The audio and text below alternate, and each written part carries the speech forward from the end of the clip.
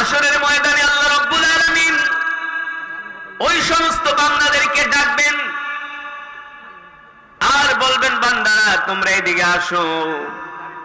দুনিয়ার জমিনে তোমরা আমার কোরআনকে মহব্বত করতে, দুনিয়ার জমিনে তোমরা আমার কোরআনকে ভালোবাসতে, আমার কোরআনুল কারীমের তেলাওয়াত করতে, তোমরা কোরআনের মাজমায় যেতে, কোরআনের তেলাওয়াত শুনলে তোমাদের পাথরের মতো হৃদয়টা মোমের মতো গলে যেত, নরম হয়ে যেত। কোরআনুল কারীমের তেলাওয়াত শুনলে তোমাদের কলিজা ঠান্ডা হয়ে যেত। এ বান্দারা, আজকে হাসরের ময়দানে আমি আল্লাহ তোমাদেরকে আমার পরিবারের অন্তর্ভুক্ত করে নিলাম। সুবহানাল্লাহ বলেন। মুসলমান, এই দুনিয়ার জমিনে যদি আমরা কোরআনকে ভালোবাসি তাহলে আমরা কার পরিবারের অন্তর্ভুক্ত হব? জোরে বলেন। কথাটা কিন্তু এত সোজা না, এত কম দামি কথা না যে আসতে বলতেছেন মিয়া। যারা দুনিয়াতে কোরআনকে ভালোবাসবে আল্লাহ তাআলা বলবে, বান্দারা আজকে আমি আল্লাহ তোমাদেরকে বিনা হিসাবে জান্নাত দিয়ে দিব, কারণ তোমরা দুনিয়াতে আমার কোরআনকে ভালোবাসতে, এই কারণে তোমরা হলে আমার পরিবারের অন্তর্ভুক্ত। আহলুল কোরআন হুম আহলুল্লাহ। সুবহানাল্লাহ বলেন। বর্তমানে তারেক রহমান বিএনপির চেয়ারম্যান, অনারেবল চেয়ারম্যান জনাব তারেক রহমান, তার মা ছিলেন সাবেক প্রধানমন্ত্রী বেগম খালেদা জিয়া। সাবেক প্রধানমন্ত্রী বেগম খালেদা জিয়ার একটি কাজের মেয়ে ছিল, তার নাম হলো কি নাম? ফাতেমার নাম আজকে বাংলাদেশের সব মানুষের মুখে মুখে, সবাই ফাতেমার নাম জানে, অথচ ফাতেমা হলো একটা গরিব ঘরের মেয়ে, তাই না? একটা গরিব ঘরের মেয়ে। এই ফাতেমা তিনি সাবেক প্রধানমন্ত্রী বেগম খালেদা জিয়ার অনেক সেবা করেছেন, তাকে কেয়ার করতেন, সব সময় তার পাশে থাকতেন। তিনি যখন জেলে ছিলেন, এই ফাতেমা যে বলেছিল যে আপনারা সাবেক প্রধানমন্ত্রীকে জেলে রাখবেন, তো আমিও তার সাথে জেলে থাকতে চাই। তো বিচারকরা অবাক হয়ে গেলেন যে বলে কি, কেউ কি ইচ্ছা করে জেলে যেতে চায়? জেল তো জেলেই, যতই ভিআইপি ভাবে থাকুক, ভিআইপি মর্যাদা দেখ না কেন, তারপর জেল তো জেলেই। সে বলতেছে আমিও ম্যাডামের সাথে আমি জেলে থাকব। তো আদালত সেটা অ্যাকসেপ্ট করলেন, খালেদা জিয়ার সাথে ফাতেমাকেও জেলে থাকার অনুমতি দিলেন। অর্থাৎ স্বইচ্ছায় ফাতেমাও প্রায় 2 বছর জেল খেটেছেন। এখন জনাব তারেক রহমান, তিনি তো দেশের বাইরে ছিলেন 16 বছর, তিনি তো সবকিছু জানতেন যে তার মাকে এই মেয়েটাই খেদমত করেছে, সেবা করেছে। এখন তিনি দেশে এসে সরকারিভাবে এফিডেভিট করে আইনত তিনি এই ফাতেমাকে বললেন, আজ থেকে ফাতেমা আমার পরিবারের অন্তর্ভুক্ত, অর্থাৎ সে হচ্ছে এখন থেকে আমার বোন। তাকে আমি বোন হিসাবে সরকারিভাবে কি করলাম? স্বীকৃতি দিলাম। অর্থাৎ আমার মায়ের বাবার যত স্থাবর অস্থাবর সম্পত্তি আছে, আমি যেই ভাগ পাবো, ফাতেমাও সে মেয়ে হিসাবে ততটুকুন সম্পত্তির ভাগ। কিছুদিন আগে জনাব তারেক রহমান তিনি প্রধান উপদেষ্টা ডক্টর মোহাম্মদ ইউনুস ওনার সাথে দেখা করেছেন, সেখানে কিন্তু ফাতেমাও গিয়েছিলেন। ফাতেমা গিয়েছিলেন কিভাবে? তার পরিবারের একজন সদস্য হয়ে, তার পরিবারের একজন সদস্য হয়ে। তো তিনি যে সাবেক প্রধানমন্ত্রী বেগম খালেদা জিয়ার পরিবারের একজন সদস্য হতে পেরেছেন, তাকে সদস্য হিসাবে গ্রহণ করেছেন, স্বীকৃতি দিয়েছেন, এটা তার জন্য অনেক বড় গর্বের বিষয়। শুধু তার জন্য গর্বের না, অনেক এই দৃশ্য দেখে, এই সিচুয়েশনে, এই অবস্থা দেখে, এই ফাতেমার এই এখন বর্তমান পরিস্থিতি দেখে অনেকেই ঈর্ষা হয় যে আমরাও যদি তারেক রহমানের পরিবারের অন্তর্ভুক্ত হতে পারতাম, ঠিক না? অনেক মেয়েরাই এটা আকাঙ্ক্ষা করে, ইচ্ছা করে, তারা চায় যে আমিও যদি ফাতেমার মতো, কারণ সে তো এখন তার অন্তর্ভুক্ত, পরিবারের অন্তর্ভুক্ত। আর এখন তো অনেক মহিলা নেত্রীরা জনাব তারেক রহমানের সাথে দেখা করতে গেলে তোর ডেট নিতে নিতে অবস্থা খারাপ, তাও ঢুকতে দিবে কিনা সেটাও সন্দেহ। আর ফাতেমা তো এখন তার ফ্যামিলির সাথেই থাকেন, তারেক রহমানের সাথে, জনাব তারেক রহমানের বাসায় থাকেন। তো আপনাদেরকে আমার বোঝানোর উদ্দেশ্য হলো, এটাই আমি বোঝাতে চাই, এই গল্প বলা আমার উদ্দেশ্য নয়। আপনাদেরকে আমার বোঝানোর মূল মিনিং হলো যে এই পৃথিবীতে কেউ যদি প্রধানমন্ত্রীর পরিবারের সদস্য হতে পারে, এটা তার জন্য গর্বের। কেউ যদি প্রধানমন্ত্রীর সাথে সম্পর্ক রাখতে পারে, এটা তার জন্য গর্বের। কেউ মন্ত্রীর সাথে সম্পর্ক রাখতে পারলে এটা তার জন্য গর্বের। কেউ এমপির সাথে সম্পর্ক রাখতে পারলে এটা তার জন্য গর্বের, ঠিক কিনা? সেই সম্পর্ক দেখায় অনেক কিছু ফ্যাসিলিটিস নেওয়ার সে চেষ্টা করে। দেখবেন অনেক নেতা আছে, নেতায় বড় নেতা চা খাইতেছে, সে শুধু কাপটা আগায় দিছে, ছবি একটা তুইলাকে আমি তার আস্থা বাজন না। নেতায় ঘাম মুছবে, টিস্যুটা আগায় দিছে, ছবি একটা তুইলা ফালাইছে, পোস্টারে দিয়ে দিছে তার স্নেহের, ঠিক কিনা? নেতার সাথে ছবি তুলে এলাকার মানুষে দেয়, মিয়া বুঝেও আমি কিন্তু তার খুব ঘনিষ্ঠ লোক, অথচ ছবি একটাই তুলছে আর পুরা মার্কেটিং করে বেড়ায় আমি তার ঘনিষ্ঠ লোক। আপনাদেরকে বোঝানোর উদ্দেশ্য হলো, এই দুনিয়াতে কোন এমপি মন্ত্রীর পরিবারের অন্তর্ভুক্ত হবার জন্য যদি এটাকে মানুষ গর্বের বিষয় মনে করে, হাসরের ময়দানে যেই দিন আল্লাহ তাআলা ডাকবে, এ আমার বান্দা এদিকে আসো, তোমরা দুনিয়ার জমিনে আল্লাহর কোরআনকে ভালোবাসতা, আমার কোরআনকে মহব্বত করতা, আমার কোরআনের তেলাওয়াত শুনতা, আমার কোরআনের মজমায় আসতা, আজকে আমি আল্লাহ তোমাদেরকে হাসরের ময়দানে, আমি রব তোমাদেরকে আমার পরিবারের অন্তর্ভুক্ত করে নিলাম। জান্নাতে যাওয়ার জন্য আর কোনো বাধা থাকবে?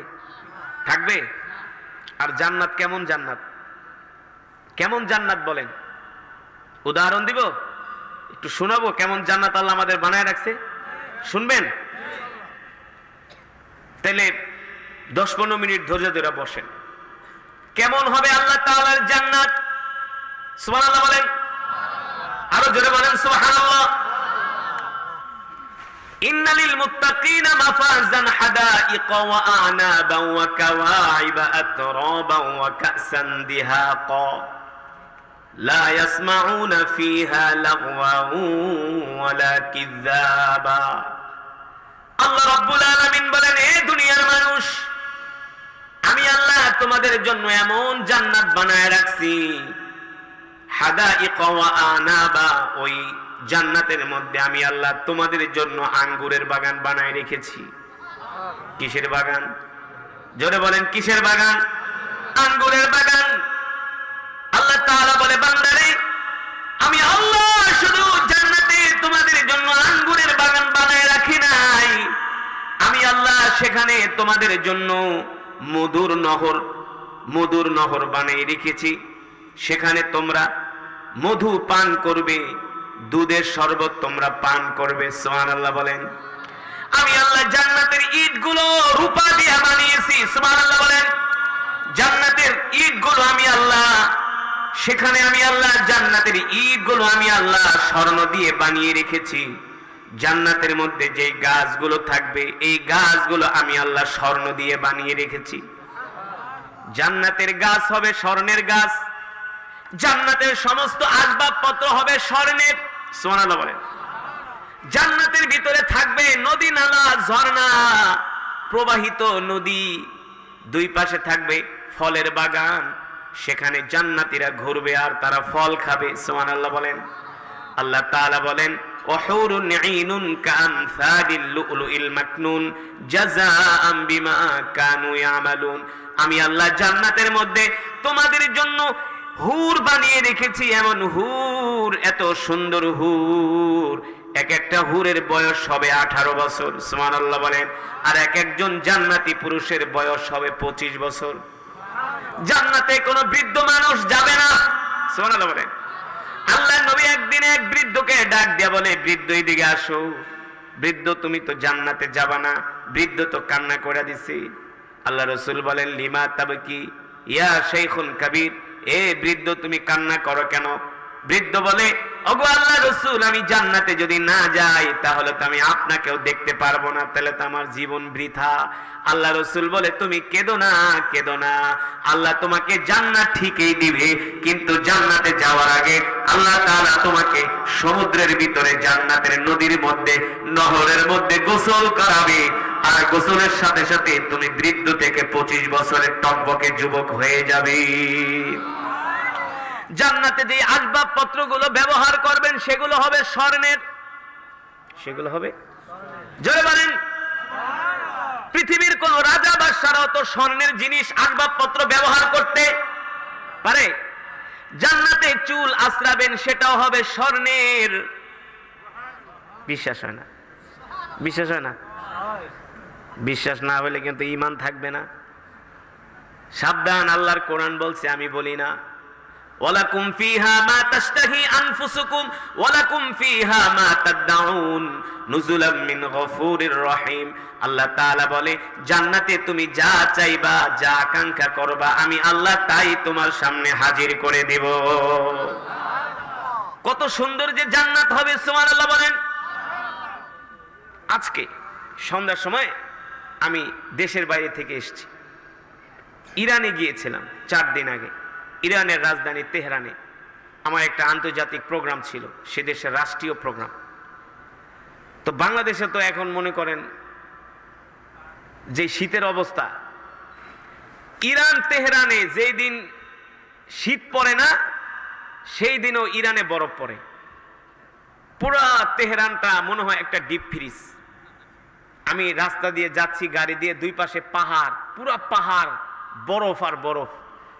কি যে মানে নয়নাভিরাম দৃশ্য, এটা আপনাদেরকে বইলা বুঝাতে পারবো না নিজের চোখে না দেখলে। 2 পাশে গাছ, গাছগুলার পাতার ভিতরে বরফ পড়া, পুরাটা গাছ মানে এত সুন্দর। ও আল্লাহ, আমি ভিডিও করে নিয়ে আসছি, আপনাদেরকে বুঝাইতে পারবো না।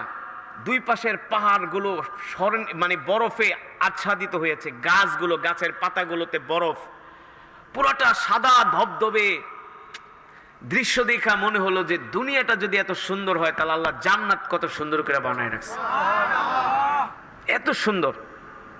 আমি এই ইরানের বাজারে গিয়েছিলাম তেহরানে ফল কিনতে। তো ইরান তো হলো মানব সভ্যতার ঐতিহ্য। সেই 1450 বছর আগেও রোম আর পারস্য ছিল পৃথিবীর পরাশক্তি। রোম আর পারস্য, ইরানিদেরকে বলা হয় পার্সিয়ান। ওরা হলো পৃথিবীর সবচেয়ে সুদর্শন মানুষ, সবচেয়ে সুদর্শন। তো গতকালকে আমি ইরানে গেলাম একটা মার্কেটে ফল কিনতে। এত আইটেমের ফল, বিশ্বাস করবেন, এত আইটেমের ফল, এগুলো বাংলাদেশে কল্পনাও করবে না। এত মজা, এত সুস্বাদু, এত রসালো। আমি জিজ্ঞেস করলাম, এই ফলগুলো কি ইরানের না আউট অফ ইরান? বলে না, এটা ইরানেই হয়। এত আইটেমের, শত শত আইটেমের ফল। আমাকে একটা কমলা দিল, কমলাটা ভাঙ্গা মুখে দিলাম। আমগো বাংলাদেশের মতন তো আর মেডিসিন মারে না ওরা। বাংলাদেশ তো মেডিসিনে ওস্তাদ। যত 2 নম্বরই খাওয়ান সব বাংলাদেশি, যত বাটপাড়ার চিটার, যত 6 নম্বর সব হলো বাংলাদেশি। মানে এগুলারে ডাইরেক্ট গুলি করে মাইরা ফেলানো উচিত। এত খাবারে ভেজাল দেয়। আমাদের দেশে এই যে এত রোগ বালাই হওয়ার মূল কারণ হলো ভেজাল খাবার, আর কিচ্ছু না, আর কিচ্ছু না, সব ভেজাল। একটা ফল আমাকে দিল, আমি মুখে দিলাম, সুবহানাল্লাহ, এত মিষ্টি। আমরাও মালটা খাই, ওই দেশেও মালটা আছে, ওই দেশের মালটাটা কাটলে ভিতরে লাল টকটকে। আমি কিন্তু আমি কিন্তু মিশরে ছিলাম, মিশরে পড়াশোনা করেছি, সেখানেও আমি অনেক ফল খেয়েছি, বাট ইরানেও আমি অনেক ফল দেখলাম। তো আল্লাহ তাআলা বলে, তুই দুনিয়াতে আর কি খাবি? আমি তো আল্লাহ দুনিয়াতে হিসাবে কিছুই দেই নাই, জান্নাতে যে আমি আল্লাহ তোদের জন্য কত নেয়ামত বানায় রাখছি। সুবহানাল্লাহ বলেন। বাংলাদেশে যখন শীত পড়ে, এখন তো একটু শীত কম, আর একটু বেশি শীত পড়লে ফজরের নামাজে বাংলাদেশে মুসল্লি পাওয়া যায় না, মসজিদে মুসল্লি নেই, এশারের নামাজে মুসল্লি নেই। আমার প্রোগ্রাম ছিল তেহরান, ইরানের রাজধানী তেহরান থেকে প্রায় 70 কিলোমিটার দূরে একটা জায়গা। সেখানে গেলাম, আমি মনে মনে ভাবি পুরা তেহরান বরফ আর বরফ। 2 মিনিট বাইরে দাঁড়াইলে পুরো হাত ঠান্ডা হয়ে কাঠ হয়ে যায়, কাঠ। ফলের দোকানে গেছি, একটা খুরমা খেজুর হাতে নিয়ে খাইতেছি, দেখি লোহার মতো টাইট। আমি কই মেয়ে এত খেজুর টাইট কে? কয় আপনি 0°C বোঝেন কি, মানে পুরা বরফ হয়ে গেছে গা, খেজুর শক্ত লোহার মতো টাইট। মানে এমন কেন? কয় শীতের কারণে। তা আমাকে ওরা প্রোগ্রামে নিয়ে গেল, গাড়ি আসছে হোটেলের সামনে, গাড়ির গেট খুলবে, খুলতে পারে না, পুরা গাড়ির গেট পুরা বরফে জমে গেছে গা। পরে পিটায় পিটায় বরফ ছুটায় পরে গাড়িতে ঢুকছি, ঢোকার পরে আমি তো শেষ ঠান্ডায়, তাড়াতাড়ি গিয়ে বরফ দেয়, হিটার দিই, হিটার দিয়ে আমার কোনো রকম একটু গরম ঠরম করলো। আমি আমি আজকে কি কেরাত পড়বো, আমি তো ঠান্ডায় বুঝতেছি। আমি বলি এই প্রোগ্রামে গিয়ে তোকে লোক হইব নাকি? আমাকে প্রায় ইরানের 25 মিলিয়ন টাকা, 25 মিলিয়ন টাকা, 25 লক্ষ টাকা, মানে বাংলাদেশের 1 টাকা ইরানের 300 টাকা। হ্যাঁ, ওদের মুদ্রার দাম কম। তো 25 মিলিয়ন টাকা দিয়া আমাকে টিকিট কেটে প্রায় 2 লক্ষ সামথিং, 2 লক্ষ থেকে 2,20,000 টাকা লাগছে আমার বিমানের টিকিট। তা আমি এত কষ্ট করে তো আমরা 5 লাখ টাকা খরচ করে আনছস, এই শীত আমি কি কারাত পড়বো? তোকে লোকজনই তো না এই শীতে। আমগো দেশে তো এই শীত পড়লে তো মনে করেন মাহফিল তো দূরের কথা, মসজিদ তো দূরের কথা, সবগুলা চায়ের দোকানে বসে বিড়ি খেয়ে তো আর আড্ডা মারত। আমি বলি এই এই এই প্রোগ্রামে কি লোক হবে নাকি? আল্লাহি বিশ্বাস করেন, বিশ্বাস করেন, আমি আপনাদেরকে আসলে কি বলবো, মানে আমরা বাংলাদেশের মানুষ ধর্মকর্মে এত পিছায়া। এই যে দেখেন বরফ কারে কয়, কত প্রকার কি কি।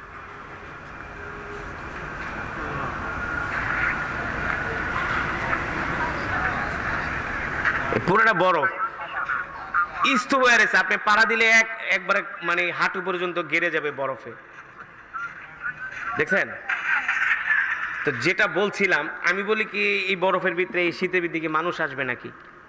প্রোগ্রামে যাওয়ার পরে হাজার হাজার এই ছোট ছোট বাচ্চারা বোরকা পরা, ইরানি মহিলারা বোরকা পরে, ছেলে মেয়ে গাড়ি বইরা বইরা এই বরফের ভিতরে শীতের ভিতরে আইসা কোরআনের মাহফিলে অ্যাটেন্ড করতেছে, হাজার হাজার।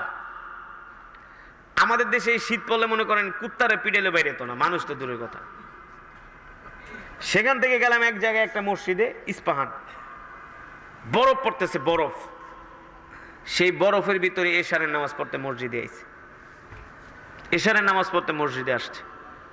তাও প্রোগ্রাম চললো রাত 1:30টা পর্যন্ত, আমি 2টা বাজে হোটেলে এসছি। বাংলাদেশে শীত পড়লে মুসল্লি খুঁজে পাওয়া যেত কম, ওয়াজে লোক পাওয়া যেত। অথচ আল্লাহ রাব্বুল আলামিন কোরআনুল কারীমের মধ্যে বলেন, বান্দা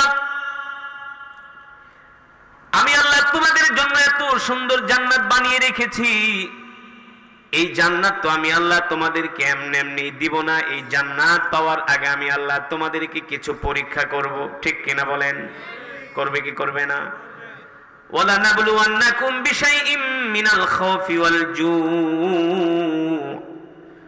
জু'i ওয়া নাকসিম মিনাল আমওয়ালি ওয়াল আনফুসি ওয়াথ থামারাত ওয়া বাশশিরিস সাবিরিন আল্লাযীনা ইযা আসাবাতহুম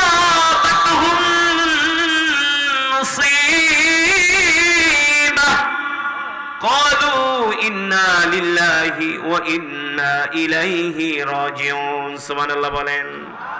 আল্লাহ তাআলা বলে, বান্দারে আমি আল্লাহ তোমাদের জন্য এমন জান্নাত বানায় রাখছি, এই জান্নাতে আমি আল্লাহ তোমাদের জন্য এত ফল, সুবহানাল্লাহ বলেন, আমি আল্লাহ তোমাদের জন্য জান্নাতে আঙ্গুরের ফল, আমি আল্লাহ তোমাদের জন্য বেদানা রুম্মান আমি আল্লাহ তোমাদের জন্য বানায় রাখছি।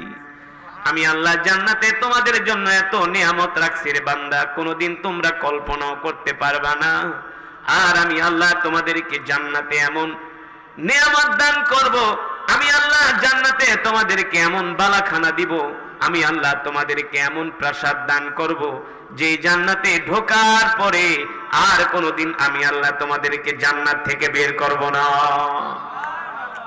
আল্লাহ তাআলা বলে, বান্দারে আমি আল্লাহ তোমাদেরকে জান্নাতে ঢোকানোর পরে তোমরা কোনোদিন অসুস্থ হবে না। সুবহানাল্লাহ বলেন। এই দুনিয়াতে আমাদের কত রোগ না, কারো ডায়াবেটিস, কথা কয় না, যার ডায়াবেটিস হয়েছে হয়তো শেষ। তারপর যাদের ডায়াবেটিস আছে ভয় পায় না, আসলে এই ডায়াবেটিসটা খুব একটা ক্রিটিক্যাল একটা রোগ। ডাক্তারের কাছে গরু খাইতে পারবেন না, খাসি খাইতে পারবেন না, দুধ খাইতে পারবেন না, চিনি খাইতে পারবেন না, তাই খামুটা কি? এই যে আমি ইরানে গেছি, এত সস্তা ফল, মাত্র 100 টাকা আঙ্গুরের কেজি, 100 টাকা, 100 টাকা আপেলের কেজি, মালটা 100 টাকা। কিন্তু মন চাইতেছে জনমের খাওয়া খাই, ডাক্তার বলে বেশি খায়েন না, তাইলে কিন্তু ডায়াবেটিস হয়ে যাব। যে হোটেলে ছিলাম, পার ডে আমার এই হোটেলের ভাড়া ছিল $500, অর্থাৎ প্রতিদিন 50,000 টাকা হোটেল ভাড়া, অল এভরিথিং, খাওয়া দাওয়া যা খাইতে পারেন, যা খাইতে পারেন হুজুর। 500 বাংলা টাকার প্রায় 60,000 টাকা আমার প্রতিদিন আমার হোটেল ভাড়া দিয়েছে। খাবার হোটেলে যেয়ে দেখি বুফে, শত শত আইটেম। বলে ওই হোটেলে লোক এসে বলে, কি ফুড, অ্যারাবিক ফুড না ইরানি ফুড, আপনি কোন ফুডটা চয়েস করেন খালি বলেন। দুনিয়াতে যদি এত মজার মজার খাবার হোটেলে থাকে, তাহলে আল্লাহ জান্নাতে বেশি আছে কি? এটা তো বলার অপেক্ষাই রাখে না, সুবহানাল্লাহ বলেন। কিন্তু বোঝানোর উদ্দেশ্য হলো, এত খাওয়া চাইলে খেতে খাওয়া যাবে না, বেশি খাইলে ডায়াবেটিস হয়ে যাব, প্রেশার বেড়ে যাব, হ্যাঁ, প্রেশার হাই হয়ে যাবে, বেশি খাইলে লিভার নষ্ট হয়ে যাবে, ঠিক কিনা বলেন? দুনিয়াতে থাকলেও খাওয়া যায় না, কিন্তু আল্লাহ তাআলা বলে, বান্দারে আমি আল্লাহ তোদের জন্য জান্নাত বানায় রাখছি, ওই জান্নাতে আয়েশা শুধু খাবি, বাথরুম করা লাগবে না, বাথরুম একটা ঝামেলা, প্রস্রাব করা লাগবে না, শীতের দিনে বারবার প্রস্রাব করা। ওই দিন এক মাহফিলে গেছি, তখন আমি ইস্তেঞ্জা যাইতাছি, তো আমার এক বক্তা কয়, হুজুর আপনি এতবার ইস্তেঞ্জা যান, আমি কি আপনি কয় লিটার পানি খান? কয় হুজুর শীতের দিনে আমি 1 লিটারও খাই না। আমি তাহলে আপনি ডাক্তার আপনি কিছু কয় না? ডাক্তার আমার খালি ধমকায় যে আপনি পানি খান না। পানি কেন খান না? কয় শীতের দিনে বারবার টয়লেটে যাইতে হয়। তার মানে সে পানি খায় না প্রস্রাবের ডরে, ঠিকই তো, ঠিক না? আর যারা নামাজ পড়ে না, ওদের তো কোনো সমস্যা নাই। সমস্যা আছে? হয়তো খালি সারাদিন বিড়ি খাইবো, সিগারেট খাইবো, পানি খাইবো, ওর কোনো সমস্যা নাই। কিন্তু আমরা যারা 5 ওয়াক্ত নামাজ পড়ি, আর এই শীতের দিনে ঠান্ডার ভিতরে ওইটা ফজরের নামাজ পড়া, কত দানে কত চাও, যে পরে সেই বোঝে। তার মানে দুনিয়াতে খাবার থাকলেও খাওয়া যায় না, কত কষ্ট, ডায়াবেটিস, প্রেসার, কত রোগ, বাথরুমে যেতে হয়। আল্লাহ তাআলা বলে, বান্দারে আমি আল্লাহ জান্নাতে তোদের জন্য এত নিয়ামত বানায় রাখছি, কোনো বাথরুম হবে না, প্রস্রাব হবে না, কিছুই হবে না, পেট খারাপ হবে না, গ্যাস্ট্রিক হবে না, শুধু খাবি আর একটা করে ঢেকুর মারবি, সব খাবার হজম হয়ে যাবে, সব খাবার হজম হয়ে যাবে। সুবহানাল্লাহ বলেন। আল্লাহ তাআলা কত নিয়ামত আমাদেরকে দিয়েছেন।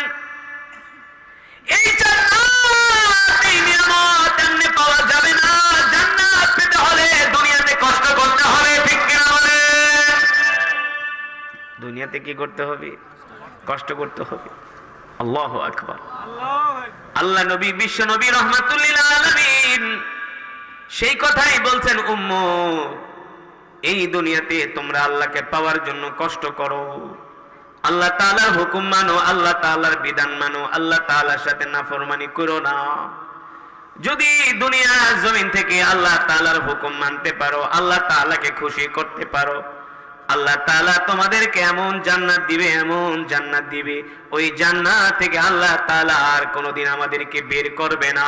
তার মানে আমরা যদি জাহান্নামের আগুন থেকে বেঁচে জান্নাতে যেতে পারি, এটাই হলো আমাদের সবচেয়ে বড় সফলতা, ঠিক না ভাই? এটাই একটা মুসলমানের সবচেয়ে বড় সফলতা। জাহান্নামের আগুন থেকে বেঁচে জান্নাতে যেতে পারাটাই হলো একটা মুমিন, একটা মুসলমানের সবচেয়ে সফলতা।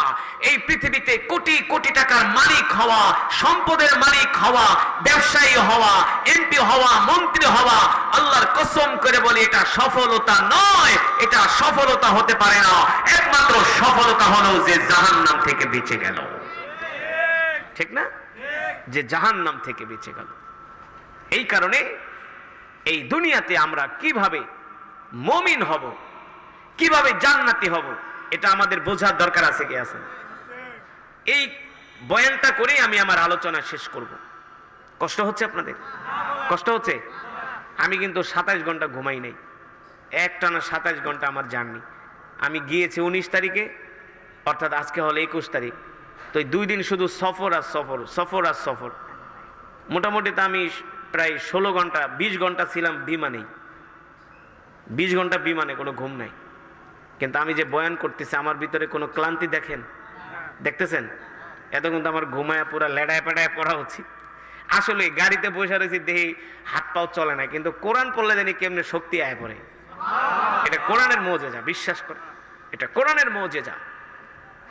আর এই দুনিয়ার জমিনে জান্নাত পেতে হলে সর্বপ্রথম বিশ্বনবী রহমাতুল্লিল আলামিনকে ভালোবাসতে হবে, ঠিক কিনা বলেন? বিশ্বনবীর আদর্শ গ্রহণ করতে হবে, বিশ্বনবীকে অনুসরণ করতে হবে, তার সুন্নাহ মানতে হবে। বিশ্বনবীকে আমরা কেন ভালোবাসবো না? তিনি তো আমাদের কলিজার টুকরা, নয়নের মণি, তিনি হলেন রহমাতুল্লিল আলামিন। যাকে সৃষ্টি না করলে আল্লাহ তাআলা তামাম পৃথিবী কুল কায়নাত কিছুই সৃষ্টি করতেন না, ঠিক কিনা বলেন? অথচ এই বিশ্বনবীকে গাছে চিনলো, মাছে চিনলো, ঠিক না? কিন্তু মানুষ চিনলো না। এই বিশ্বনবীকে গাছ পর্যন্ত ভালোবাসে, এই বিশ্বনবীকে মাছ পর্যন্ত ভালোবাসে, এই বিশ্বনবীকে চন্দ্র পর্যন্ত বিশ্বনবীকে ভালোবাসে, ঠিক কিনা বলেন? যে বিশ্বনবীর আঙ্গুলের ইশারায় চাঁদ দ্বিখণ্ডিত হয়ে গেছে, যে বিশ্বনবী রহমাতুল্লিল আলামিন রাস্তা দিয়ে হাঁটলে আল্লাহ রসুলকে আকাশের মেঘমালা ছায়া দিত, আল্লাহ রসুলকে আকাশের মেঘমালা আল্লাহ রসুলকে ছায়া দিত, আল্লাহ রসুলের গায়ে রোদের আলো লাগতো না। আল্লাহ রসুল যখন রাস্তা দিয়ে হাঁটতেন পাথরগুলো আল্লাহ রসুলকে সালাম দিত। কে সালাম দিত? কথা কানা, কে সালাম দিত? পাথর। উত্তপ্ত মরুভূমির মধ্যে দিয়ে আল্লাহ রসুল হাঁটতেছেন, গরম পাথর আল্লাহ রসুলের পায়ের নিচে। আল্লাহ রসুল পাড়া দেওয়ার সাথে সাথে পাথর তুলার মতো নরম হয়ে গেছে আর শীতল ঠান্ডা হয়ে গেছে। আল্লাহ রসুল ডাক দেয়, পাথর নরম হয়ে গেল, তুলার মতো ঠান্ডা হয়ে গেল, শীতল হয়ে গেল, কারণ কি? বলে, কেন নরম হব না? আপনি কি মনে করছেন আপনাকে আমরা চিনি নাই? আপনি শুধু মানুষের নবী না, আপনি আমাদেরও নবী। সেই বিশ্ব নবী রহমাতুল্লিল আলামিন কেমন নবী ছিলেন দেখেন। এই নবীকে ঘোড়া পর্যন্ত আল্লাহ রসুলকে ভালোবাসতো, উট পর্যন্ত আল্লাহ রসুলকে ভালোবাসতো। সুবহানাল্লাহ বলেন। আল্লাহ রসুলকে ঘোড়া দেখলে সালাম দিত, উট পর্যন্ত আল্লাহ রসুলকে সালাম দিত। সুবহানাল্লাহ বলেন। মদিনায় একজন মানুষ ছিল, আল্লাহ রসুলের একজন সাহাবী, আল্লাহ রসুলের একজন সাহাবী, তার মদিনাতে একটা আঙ্গুরের বাগান ছিল, খেজুরের বাগান, আঙ্গুরের বাগান ছিল মদিনাতে, খেজুরের বাগান। খেজুর পাকার সময় হয়ে গেছে, কিন্তু তিনি একটা উট পালন করতেন, উট পালতেন। আল্লাহ রাসূল সাল্লাল্লাহু আলাইহি সাল্লাম মসজিদে নববীতে বসে আছেন, আর ওই খেজুরের বাগানের মালিক আল্লাহ রাসূলের সাহাবী, তিনি খেজুর পাড়ার জন্য বাগানে যাবেন, কিন্তু তার উট পাগলা হয়ে গেছে, যারে পায় তারাই কামড় দেয়। মাঝে মাঝে দেখবেন গরু মাঝে মাঝে পাগলা হয়ে যায়, ঘোড়া পাগলা হয়ে যায়, কারো কথা শুনতে চায় না, আছে না? হাতি পাগলা হয়ে যায়, কাউকে মানে না। ওই সাহাবীর বাগানে খেজুর পেকেছে, খেজুর পারবে কিন্তু বাগানে যেতে পারে না, গেলেই উট আইসা আক্রমণ করে, উট আইসা কামড় দেয়, কেউ উটের সামনে যাওয়ার সাহস পায় না। খেজুর পেকে শুকনা হয়ে যাচ্ছে, কেউ বাগানে প্রবেশ করতে পারে না, কি করবে বাগানে ঢুকতে পারে না। আল্লাহ নবী বিশ্ব নবী রাহমাতুল্লিল আলামিনের কাছে আসলেন। ওই সাহাবী এসে আল্লাহ রাসূলকে বললেন, ওগো আল্লাহর নবী, আমার বাগানের খেজুর পেকে গিয়েছে, কিন্তু আমি খেজুরের বাগানে যেতে পারি না। আল্লাহ রাসূল বলে, কেন? বলে, আমার যেই উট, এই উটটা পাগল হয়ে গেছে, যাকে পায় তাকেই কামড় দেয়, কারো কথা শোনে না, যাকে পায় তার উপরে আক্রমণ করে। অথচ আমার বাগানের খেজুরগুলো পেকে পেকে শুকনা হয়ে গেছে, কিন্তু খেজুরগুলো পাড়া দরকার। আল্লাহ রাসূল বলে, ঠিকই বলছো, তোমাদের তো অনেক বড় লস হয়ে যাচ্ছে, খেজুর যদি সময় মতো পারতে না পারো, শেষ খেজুর শুকিয়ে গেলে আর তার মূল্য পাবে না, তার দাম পাবে না। আল্লাহ রসুল বিশ্ব নবী রহমাতুল্লিল আলামিন মানুষের এই দুর্দশা শুনে আল্লাহ রসুল বললেন, চলো একদিন আমি তোমাদের সাথে তোমাদের এই খেজুরের বাগানে যাব, দেখি উট এমন পাগলামি করে কেন। আল্লাহ রসুল সাহাবীদেরকে নিয়ে মদিনার ওই খেজুরের বাগানে গেলেন। আর ওই উট বাগানের গেটের মুখে দাঁড়ায় আছে। এতদিন উটের ভয়ে কেউ বাগানে ঢুকতে পারে নাই, যারে দেখতে তারে কামড়িয়েছে, আক্রমণ করেছে, কেউ যাওয়ার সাহস করে নাই। আল্লাহ নবী বিশ্ব নবী রহমাতুল্লিল আলামিন যখন সাহাবীদেরকে নিয়ে উটের বাগানের কাছে গেলেন, আল্লাহ নবী বললেন, সাহাবীরা তোমরা এখানে দাঁড়াও, তোমরা কেউ আমার সাথে এসো না, আমি আগে যাই।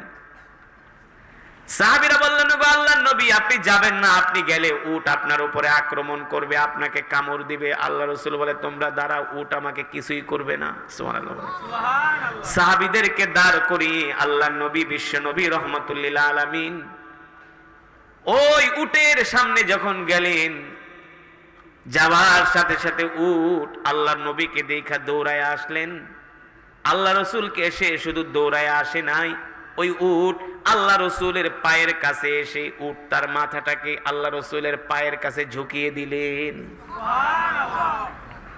আল্লাহ রসুলের পায়ের কাছে উট এসে তার মাথাটা ঝুঁকিয়ে দিলেন। লম্বা উট মাটিতে বৈশা তার মাথাটা আল্লাহ রসুলের পায়ের কাছে ঝুঁকিয়ে দিলেন। শুধু পায়ের কাছে ঝুঁকিয়ে দেন নাই, উটের চোখ দিয়া ঝরঝর করে পানি পড়তেছে।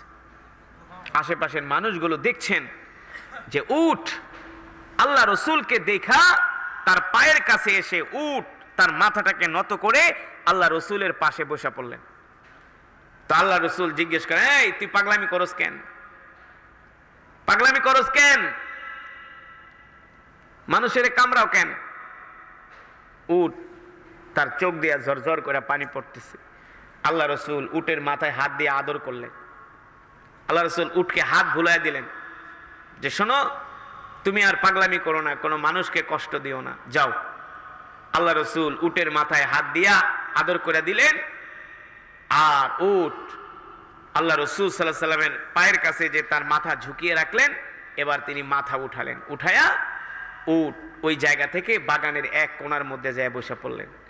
আল্লাহ রসুল বলেন, এই সাহাবীরা, এখন থেকে তোমরা এই বাগানে খেজুর পারবা, পানি উঠাবা, সেচ করবা, তোমাদেরকে আজ থেকে আর উট তোমাদের উপরে আক্রমণ করবে না, তোমাদেরকে আজকে উট আর বাধাও দিবে না আজ থেকে। সুবহানাল্লাহ। এই উট আল্লাহ রসুলের কাছে এসে তার মাথা ঝুঁকিয়ে দিলেন। উটও বুঝতে পেরেছে বিশ্ব নবী রহমাতুল্লিল আলামিন শুধু মানুষের নবী না, তিনি হলেন উটেরও নবী। ঠিক কিনা? তিনি হলেন উটেরও নবী। উট এসে আল্লাহ রসুলের কাছে আত্মসমর্পণ করলেন, সারেন্ডার করলেন। উট এসে আল্লাহ রসুলকে বুঝালেন যে আপনি শুধু মানুষের নবী না, আপনি আমারও নবী। হয়তোবা উট আল্লাহ রসুলকে দেখার, আল্লাহ রসুলকে দেখবে বলে হয়তো এই পাগলামি করছে। সাহাবীরা ডাইকা নিয়ে আসছে। আল্লাহ রসুলকে দেখার পরে উটের কলিজা ঠান্ডা হয়ে গেছে, পাগলামি বন্ধ হয়ে গেছে। মুসলমান, তা আমরা তো আল্লাহ রসুল সাল্লাল্লাহু আলাইহি সাল্লামকে দুনিয়াতে দেখি নাই। জান্নাতে আল্লাহ রসুলকে দেখার আমাদের ইচ্ছা আছে কি আছে না? আছে কি আছে না? জান্নাতে না গেলে আমরা আল্লাহ রসুলকে কিভাবে দেখব? জান্নাতে না গেলে দেখতে পারবো? আমাদের তো সাক্ষাৎই হবে জান্নাতে। আর এই দুনিয়াতে যারা অধিক পরিমাণে আল্লাহ রসুলের নামে দুরূদ পড়বে, আল্লাহ রসুলকে ভালোবাসবে, আল্লাহ রসুল বলছে, উম্মত তুমি যদি আমাকে ভালোবাসো, আমার দুরূদ পড়ো, আমার সুন্নত মানো, দুনিয়াতেও তুমি আমার সাথে ঘুমের ঘরে তোমার আমার জিয়ারত নসিব হয়ে যেতে পারে। এই কারণে আল্লাহ রসুলকে দেখার প্রথম মাধ্যম হলো জান্নাত। ঠিক কিনা বলেন? তো আমরা সেই জান্নাত চাই কি চাই না? সেই জান্নাতে যেতে হলে আল্লাহ রসুলকে ভালোবাসতে হবে, 5 ওয়াক্ত নামাজ পড়তে হবে। কয় ওয়াক্ত নামাজ? কয় ওয়াক্ত ভাই? 5 ওয়াক্ত নামাজ। আউয়ালু মা ইউহাসাবু বিহিল আবদু ইয়াউমাল কিয়ামাতিস সালাহ। কিয়ামতের দিন সর্বপ্রথম নামাজের হিসাব নেওয়া হবে। তাহলে 1 নম্বরে আল্লাহ তাআলাকে পেতে হলে আল্লাহ রসুলকে ভালোবাসতে হবে। আর আল্লাহ রসুলকে ভালোবাসতে হলে 5 ওয়াক্ত নামাজ পড়তে হবে। ঠিক কিনা? তিনটা বিষয়। 5 ওয়াক্ত নামাজ পড়লে আল্লাহ রসুলের ভালোবাসা পাবেন, আল্লাহ রসুলের ভালোবাসা পাইলে আল্লাহ তাআলাকে পাবেন, আল্লাহ তাআলাকে পেলে আমরা আল্লাহ তাআলার জান্নাত পাবো। ঠিক কিনা বলেন? তাহলে আমরা নামাজ পড়বো কয় ওয়াক্ত ভাই? 5 ওয়াক্ত নামাজ। কয় ওয়াক্ত পড়বেন তো ইনশাআল্লাহ? 5 ওয়াক্ত সালাত, 5 ওয়াক্ত নামাজ আমরা জামাতের সাথে আদায় করব ইনশাআল্লাহ। সকাল সন্ধ্যা কোরআনুল কারীমের তেলাওয়াত করবেন। আফজালু যিকর তিলাওয়াতুল কোরআন। আসমানের নিচে জমিনের উপরে সর্বোত্তম ইবাদত হলো কোরআনুল কারীমের তেলাওয়াত। ঠিক কিনা বলুন? কোরআনুল কারীমের তেলাওয়াত করবেন, 5 ওয়াক্ত নামাজ, সকাল সন্ধ্যা আল্লাহ তাআলার কোরআন পড়বেন, কালামুল্লাহ শরীফের তেলাওয়াত করবেন। শুনেন, পকেটে একটা সবসময় মেসওয়াক রাখবেন। কি রাখবেন? কি রাখবেন? একটা মেসওয়াক। এটা লাজিম, এটা আবশ্যক। মেসওয়াককে আপনার সঙ্গী করে নেবেন। 5 ওয়াক্ত নামাজে 5 বার মেসওয়াক করবেন। আল্লাহ রাসূল সাল্লাল্লাহু আলাইহি ওয়াসাল্লাম বলেন, আমার যে উম্মত 5 ওয়াক্ত নামাজে 5 বার মেসওয়াক করবে, আল্লাহ তাআলা তার ইন্তেকালের সাথে সাথে বিনা হিসাবে জান্নাত দিয়ে দিবে। বিনা হিসাবে জান্নাত। এজন্য বিনা হিসাবে জান্নাত পেতে হলে আগে 5 ওয়াক্ত নামাজ পড়তে হবে, 5 বার মেসওয়াক করতে হবে। রাজি আছেন ইনশাআল্লাহ? ঢিলা কলব ব্যবহার করবেন, অধিক পরিমাণে জিকির করবেন। আল্লাহ তাআলা আমাদের সকলকে আল্লাহ তাআলা আমলি জিন্দেগি নসিব করুন বলে আমিন। 5 ওয়াক্ত সালাত যেন আমরা জামাতের সাথে আদায় করতে পারি, আল্লাহ রাসূলের সুন্নাহগুলো যেন আমরা মানতে পারি। আল্লাহ তাআলা আমাদের তৌফিক দান করুন। ভাই, একটু কষ্ট কইরা দুনিয়াতে যদি কোনো রকম একটু মেহনত করে রবকে যদি আমরা খুশি কইরা মরতে পারি, জান্নাতে একবার যাইতে পারলে আর কোনো চিন্তা আছে? আমি আগেই বলেছি, টাকা পয়সা বাড়ি গাড়ি এগুলো মানুষের জীবনের সফলতা নয়। তার সফলতা হলো জাহান্নামের আগুন থেকে বাঁচতে পারা। ঠিক কিনা?